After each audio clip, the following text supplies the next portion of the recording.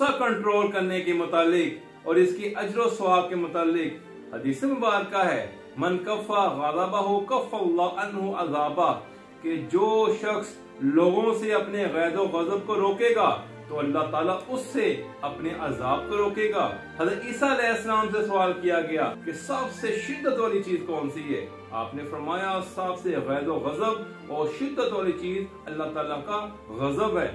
क़ालू फ़बिमा युत्का ग़ज़बुल्लाह क़ाल बिअन्ना ला तग़ज़िबू, पूछा गया कि अल्लाह ताला के इस ग़ज़ब को कैसे इंसान बंदा निजात हासिल कर सकता है? आपने फरमाया कि लोगों पे गुस्सा करना छोड़ दो।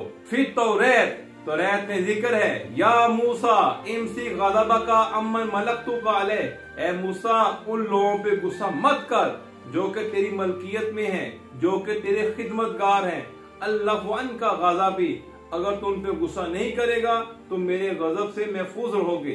इमाम सादिक अलैहिस्सलाम ने फरमाया, मा मिन अब्दिन ला हलीमिन गैज़िन, कि वो शख्स जो गुस्सा में बुर्दोबारी का मुजाहरा करता है, ला ज़ादहु अल्लाह अज़्ज़ा व जल्ला इज़्ज़ा फिद दुनिया वल आखिरा, अल्लाह ताला दुनिया और आखिरत में उसको इज्जत अता करेगा।